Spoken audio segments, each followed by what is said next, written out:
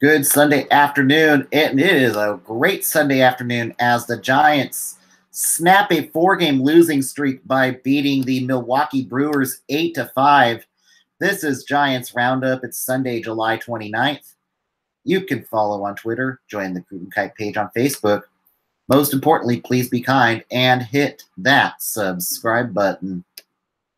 Yes, it's over. And Andy Suarez wasn't his best today, but he was good enough to get the win. And it was a really good day for the Giants bats as they finally got it going. But it did start off with a Brewers lead in the first inning with Ryan Braun hitting one to right field. It was 2-0 Brewers. Christian Yelich scored. It was 2-0. But that lead wouldn't last too long. We're going like, oh no. Here we go again. But in the third inning, Junior Guerra was not sharp. He didn't walk one. He didn't walk two. He walked 3 batters in the row. He walks the bases loaded for Buster Posey, and he doubles it to deep center. It scores Gorkis. It scores Andy Suarez. And Andrew McCutchen scores 3-2 Giants, and they all score, as they say. Evan Longoria sacrifices the center. It scores Buster Posey 4-2.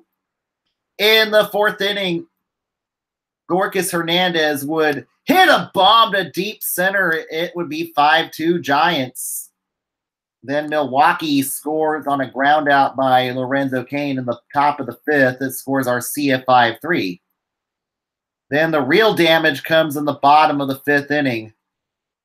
Panda.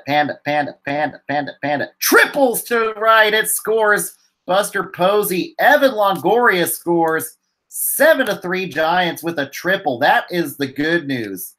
The bad news would be Pablo Sandoval would leave the game with a hamstring pull, and he is likely to go on the disabled list. So there could be some options for call-ups. So they are going to have to call up somebody tomorrow in San Diego. They could go the route of carrying 3 catchers for a week or so. They could call up Aramis Garcia. Then you can have potentially Hunley and Garcia split time in the squat, and then have Buster Posey shift over to first base for the next 2 weeks. That's an option. You could, of course, have Austin Slater. I would not advise that one. Or plan C would be to call up Ryder Jones, and that could realistically happen depending on how close Joe Panik is towards activation. He did have a day off today. He will have another rehab start tomorrow. But I do expect I possibly do expect Joe Panik to rejoin the Giants in Arizona on this roadie. So the short-term option could be to call up Ryder Jones for a few games, or call up Aramis Garcia and have Buster Posey play first, and then you could potentially have Chase Darnaud play first base for a while too. Those are some options they're going to have to go with.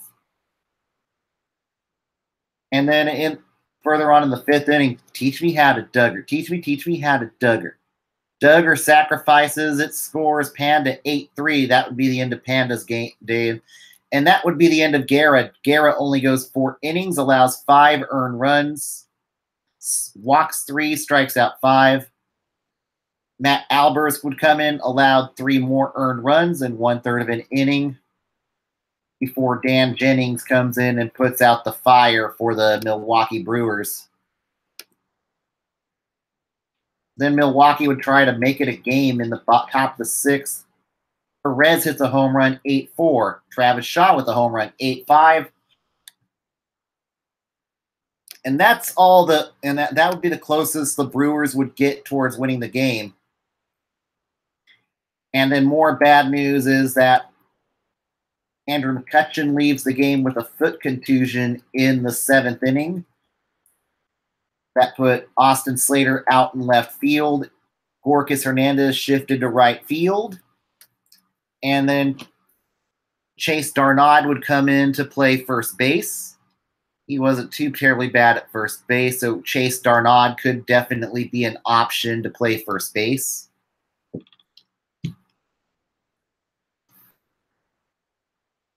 But the Giants bats were alive today. Have yourself a game, Buster Posey, going 4 for 5. Andy Suarez helping out with the cause today, going 1 for 1 at the plate with a walk.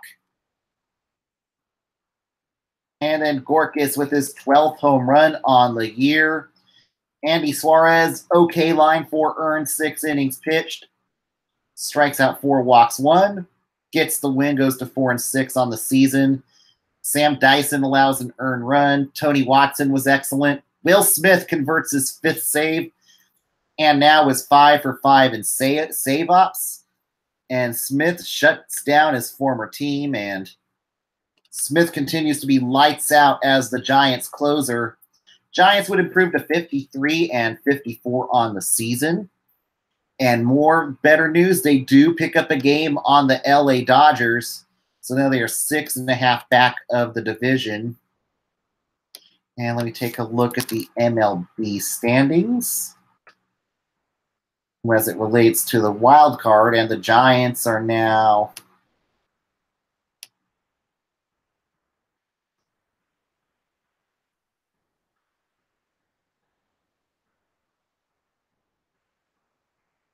Giants are 6 back of the wild card as of today.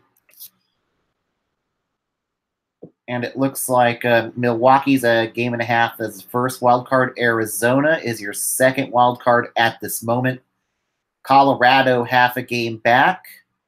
Atlanta a game and a half back. And then Pittsburgh, St. Louis. And then other than Oakland, Oakland loses ground today. We'll get to that in the MLB Roundup later today. But now the Giants do get a win. They go on the road next. They go down to San Diego to play 2 against the Friars starting tomorrow. It'll be a 2-game series against the San Diego Padres at Petco Park.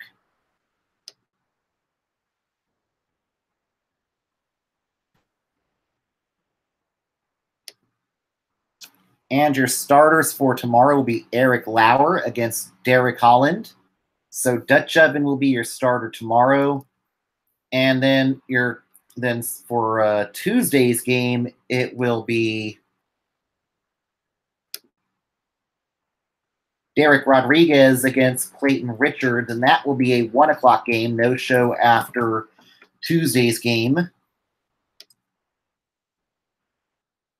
Then they go on the road to Arizona for 4 against the D-backs before they return home next week.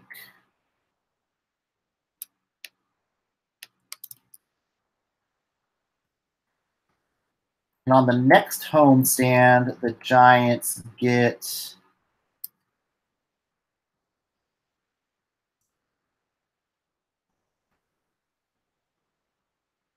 and then after Arizona, they come home to play 2 against the Astros next week. The next homestand will be Houston, Pittsburgh, and then another roadie ensues after that. And this will be the next Eastern roadie for the Giants as they will head to LA, Cincinnati, and New York in the middle of August. So we are approaching the month of August already. It's crazy, but this year's gone. It's only 2 months left in the season.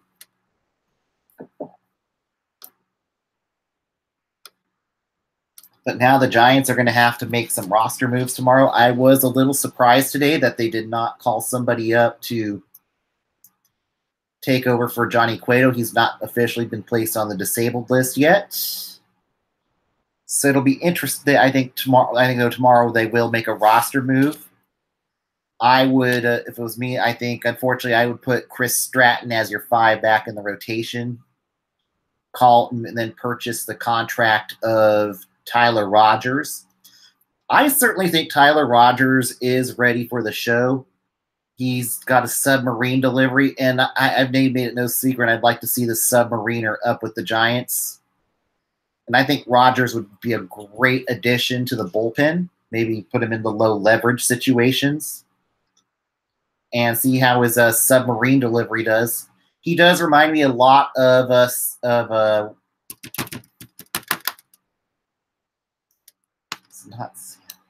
it's a Bradford. But there was a Bradford for a while that had a nice submarine delivery. It's not Sam Pratt. I don't want to.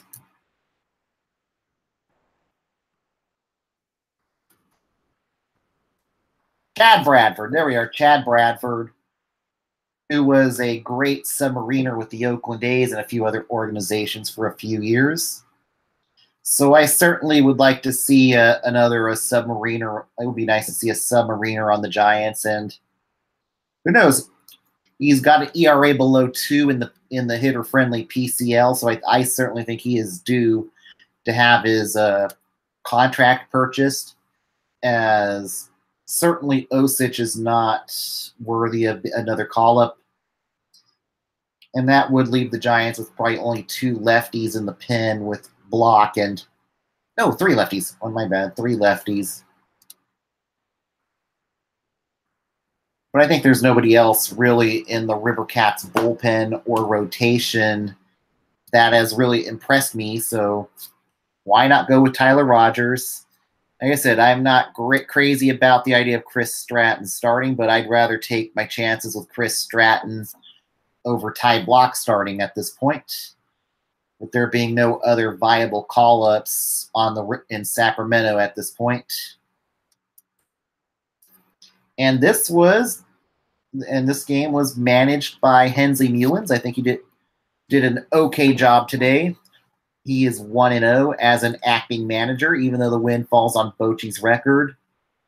Question is, a lot of people are saying, is Mullins going to be the guy to replace Bochy maybe as early as next season? No. I don't think the Giants need, unless I see progress with this team, I think realistically the Giants are going to need to hire someone on the outside to manage. I don't think I would not. To me, somebody like Wotus or Mullins would be a Jim Tom Sula type of move. I think it needs to be somebody on the outside who's young and analytical to be realistic. So I am not sold that any of I'm sorry, unless Hensley can woo me as a manager. I just think it really needs to be an outside hire. I think maybe a guy that could be a replacement for Bochy, maybe go pick off Bob Melvin's assistant, Ryan Christensen, who is currently the bench coach of the Oakland A's. I certainly think he could be a good analytical candidate for the Giants, and he's only 43 years old. Realistically, I'd like to see the Giants get a younger manager, someone who's analytical, and somebody who's not maybe within the organizations, maybe not the best route to go. With a culture change, who knows, if the Giants really stink it up here the last 2 months, maybe nobody on this current staff returns.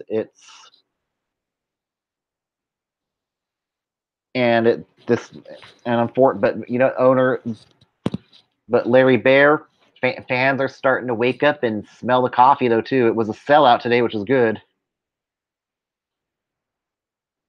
But yeah, fans are starting to wake up and smell the coffee and starting to smell the stench on the veteran roster, and the fans aren't dumb. This is a Larry Bear problem.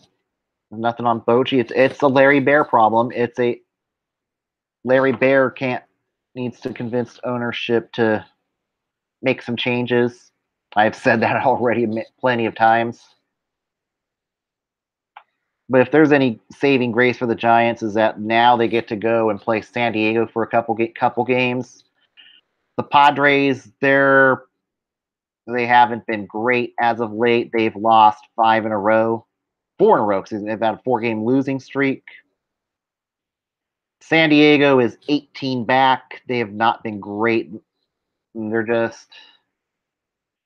really look like a team that's starting to take a big step back at this point. And Andy Green could be a manager entering the hot seat as of next year. Let's do my buyers or sellers for today, and that's the Toronto Blue Jays. The Blue Jays, they need to sell at the deadline. They've already done some selling. They've gotten rid of J.A. Happ's been traded already. Sang Hwan Oh. I think you could see Marcus Stroman get moved in the next couple days. Stroman hasn't been the ace he's been the last few years, but maybe Marcus Stroman could be that Jose Quintana who can benefit from some sort of change of scenery. Another guy who could get moved before the non-waiver deadline could be Tyler Clippard. He won't bring back much, but I think Tyler Clippard could be a trade candidate for Toronto. And then there's certainly a couple guys I think who will get moved after on the waiver trades. Josh Donaldson, they've made it clear they don't want Josh Donaldson in Toronto anymore. And another one that's probably get moved after the deadline is Marco Estrada. He could be a good waiver trade candidate. I don't see him sticking around with who's not been bad, but he's just. I don't see Marco Estrada. I could see Marco Estrada getting DFA'd or waived after sometime in August. And as for John Gibbons, I think he's going to be fired this year. I think they are going to bring in a new manager in Toronto. We'll see what happens, but Toronto needs to figure it out how much of a rebuild they're going to need to compete with the Yankees and the Red Sox of the league. And we do have a trade to announce. So the Braves did make a trade today for Brad Brock, and it only cost them international signing pool money. So that's definitely a good bridge to Aroldis Vizcaino. He can be the interim closer until Vizcaino returns. That was your one trade as of right now. Let's go to the MLB Roundup for your Sunday. In Baltimore, the Orioles beat the Rays 11-5, taking the win. Dylan Bundy taking the loss. Yanni Chirinos 3 earned in 3 innings pitched. Adam Jones 3 for 4. Chris Davis goes 2 for 3 with 2 home runs, his 13th of the year. And his batting average climbs to a .159. Adam Jones 3 for 4.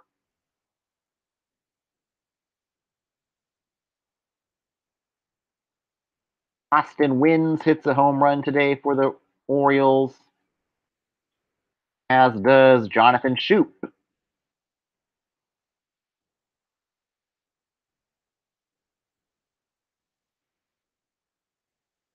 And in the Bronx, the Yankees beat the Royals 6-3. J.A. Happ, a very successful debut in pinstripes, gets his 11th win of the year, allows only 1 earned run in 6 innings pitched, strikes out 2. Birch Smith 5 earned in 4 innings pitched for Kansas City. In Boston, the Red Sox blank the Twins 3-0, taking the win. Nathan Eovaldi, really good debut today for the Red Sox for Eovaldi. He goes 7 strong, strikes out 5, and 0 earned runs. Craig Kimbrell gets his 33rd save of the year. Jose Barrios only goes 4 2/3 today and strikes out 6. In Detroit, the Indians beat the Tigers 8-1, taking the win. Corey Kluber taking the loss. Jordan Zimmerman, who gets pounded for 5 earned runs in 3 innings pitched. I expect to see his name on the waiver wire. Buck Farmer 2 earned in 1 inning pitched.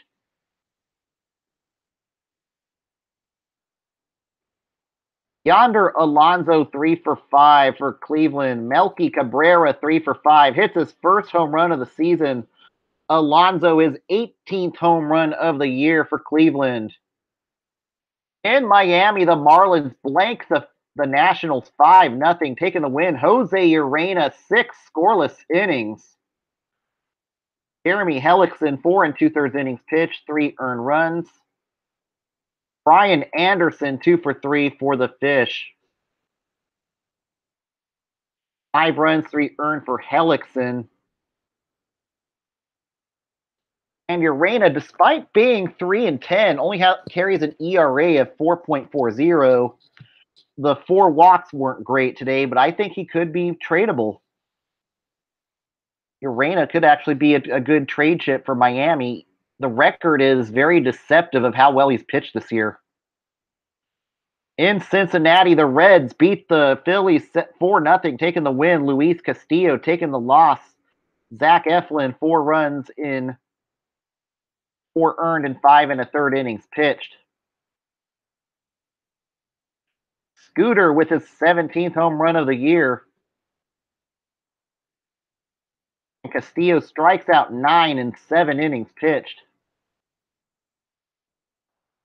In Atlanta, the LA Dodgers beat the Braves beat the LA Dodgers 4-1. Taking the win is Sean Newcomb, who pitched a no-no 8 2/3 before it was broken up by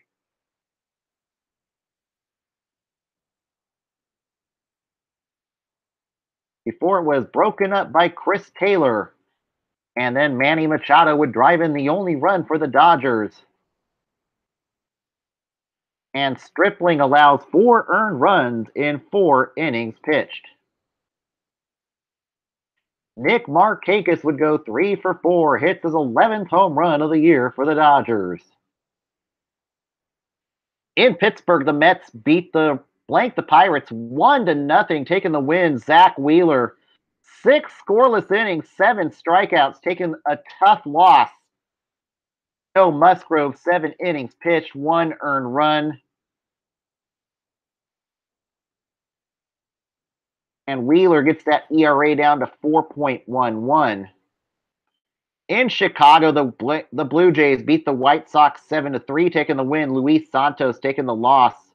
Jace Fry, 3 earned without recording an out. Omar Narvaez, 3-for-4 for Chicago. Lourdes Gurriel Jr., 3-for-5 for the Blue Jays today. Ryan Baruki getting his debut for the Blue Jays today. 6 innings pitched, 2 earned. Strikes out 5. Carlos Rodon, 2 earned in 7 2/3 innings. Strikes out 6 for the White Sox. In Houston, the Rangers sweep the Astros 4-3. Taking the win is Mike Minor. Taking the loss is Lance McCullers Jr., who strikes out 11 in 5 1/3 innings pitched. Tyler White goes 3-for-3 for the Astros. Tony Kemp 2-for-4, both ex-Fresno Grizzly players. And McCullers' ERA goes up to 4.06. He's happy this month is mercifully over. The A's get swept by the Colorado Rockies 3-2, taking the win. German Marquez, 2 earned in 7 2/3 innings pitched, strikes out 8. Frankie Montas, 4 1/3, strikes out 6. Matt Olson, 2-for-3 for Oakland.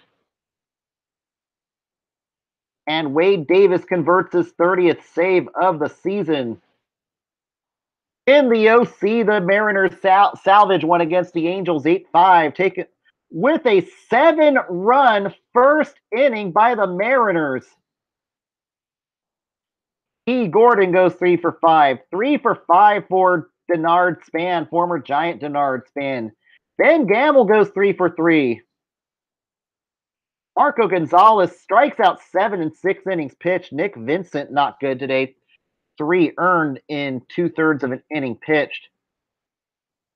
Felix Pena getting the start 7 earned and 1/3 of an inning pitched. That is right. 1/3 of an he only goes 1/3 of an inning. And Jim Johnson allows the other earned run. And in San Diego, the Diamondbacks beat the Padres 5-4, taking the win. Clay Buchholz taking the loss. Joey Lucchesi, 4 1/3 in innings pitched, 5 earned runs. Eric Hosmer 2 for 3. AJ Ellis 2 for 3. Nick Ahmed goes 3 for 4 for the Snakes. Paul Goldschmidt, his 23rd home run of the year. And the Friars have lost 4 in a row.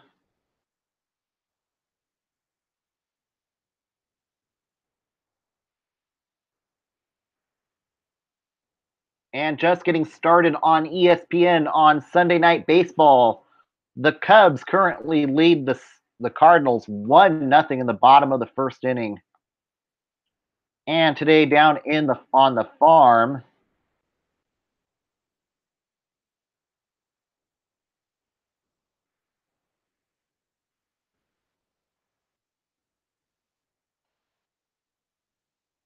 the Grizzlies currently lead the Storm Chasers 3-2 in Fresno. And the River Cats beat the Cubs 7-4. Casey Kelly gets his 10th win of the season for the River Cats. Allows 4 earned in 6 innings pitched, strikes out 4.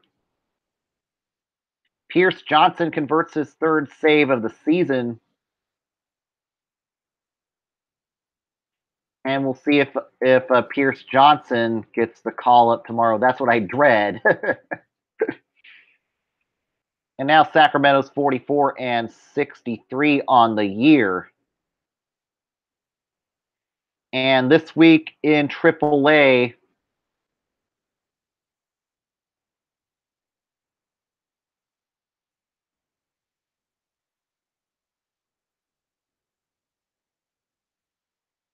did Stratton get optioned? Let's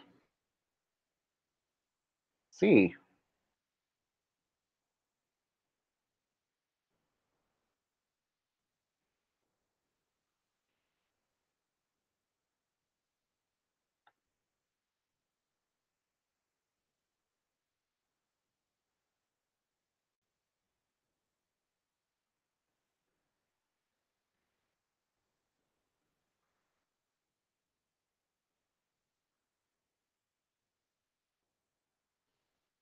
It says Chris Stratton is starting tomorrow. I don't think that sounds right.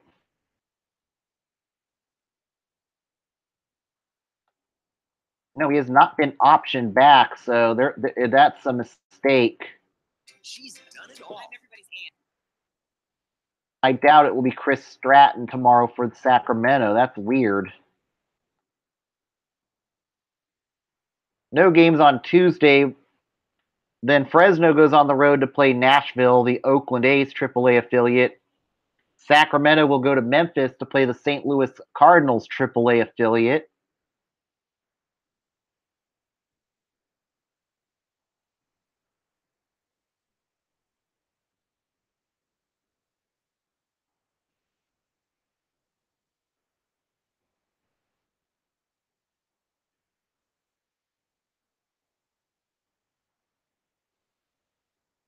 I make a mistake about Tuesday. There will be a show. It will not be a post-game show, so to say. Then Fresno goes to Memphis and Sacramento goes to Nashville. So that's your week ahead for the AAA teams. But yeah, I made a mistake. There will be some sort of show on Tuesday. It won't be right after the Giants game since it will be a matinee game. But it will be a trade deadline special on Tuesday night, as Tuesday night will be the non-waiver trade deadline. So we'll do maybe a brief recap, and there'll probably be a flurry of trades being made on Tuesday. between now and Tuesday, as Tuesday is the last day to make trades. But this will conclude today's show. Thanks for tuning in. We finally get a win. Now it's on to San Diego. Everybody have a great Sunday night. And also, on a more sensitive note, please keep the people who are living in the city of Reading and in that area, keep them in your thoughts and your prayers. If you've seen on the news, there has been a deadly wildfire going through the city of Reading and the Lake Shasta city area. Probably just as bad as the fires were in Santa Rosa last year. This could be, and it's only 5% contained. And Reading is a great Giants fan base. Hopefully they're in your thoughts and prayers. There's already been 7 lives lost, and that number is likely to continue to grow. And hopefully we'll get some better weather next week to help contain those fires. One in Yosemite, keep them in your prayers. Another firefighter was killed there.